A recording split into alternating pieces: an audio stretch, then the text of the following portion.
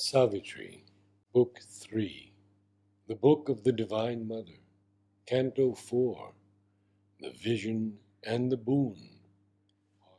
Then suddenly there rose a sacred stir.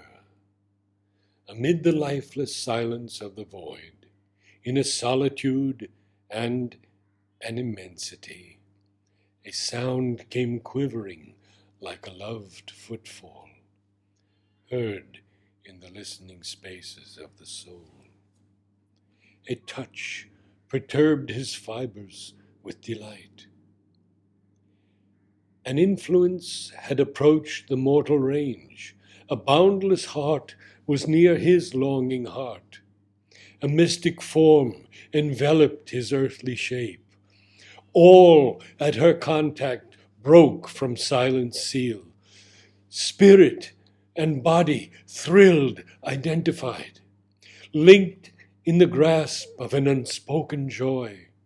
Mind, members, life were merged in ecstasy.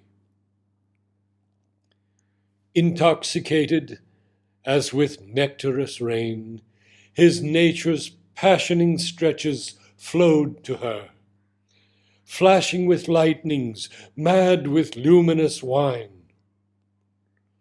All was a limitless sea that heaved to the moon. A divinizing stream possessed his veins. His body's cells awoke to spirit sense. Each nerve became a burning thread of joy.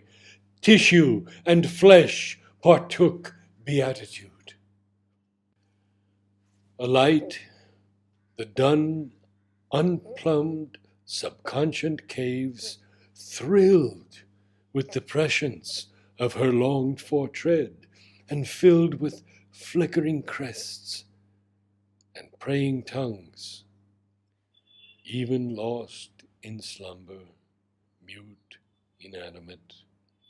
His very body answered to her power. The one he worshipped was within him now.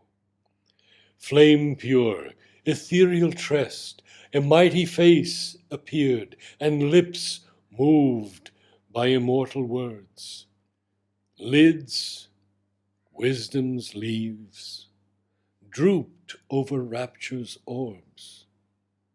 A marble monument of ponderings shone afarhead, sight's crypt, and large, like ocean's gaze towards heaven, two tranquil eyes of boundless thought looked into man's and saw the God to come.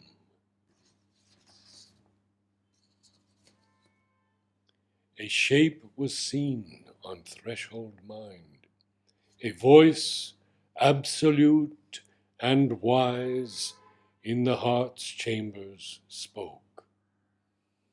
O Son of strength, who climb'st creation's peaks, no soul is thy companion in the light. Alone thou standest at the eternal doors. What thou hast won is thine, but ask no more. O Spirit, aspiring in an ignorant frame, O voice, arisen from the inconscious world, how shalt thou speak for men whose hearts are dumb? Make purblind earth the soul's seer vision's home, or lighten the burden of the senseless globe. I am the mystery beyond the reach of mind. I am the goal of the travail of the suns. My fire and sweetness are the cause of life. But too immense my danger and my joy. Awake not the immeasurable descent. Speak not my secret name to hostile time. Man is too weak to bear the infinite's weight. Truth born too soon, might break the imperfect earth. Leave the all-seeing power to hew its way. In thy single vast achievement, reign apart, helping the world with thy great lonely days.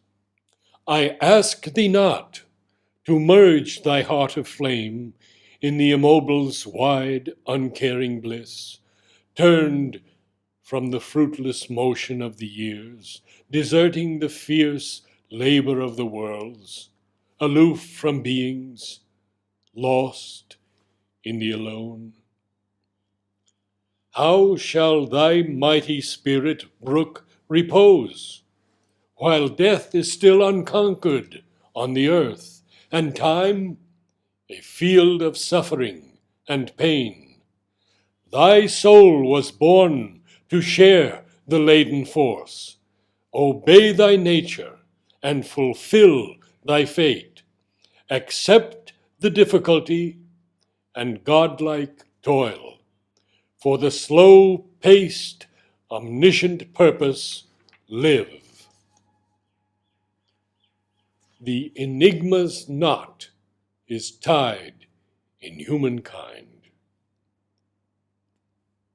A lightning from the heights that think and plan, plowing the air of life with vanishing trails.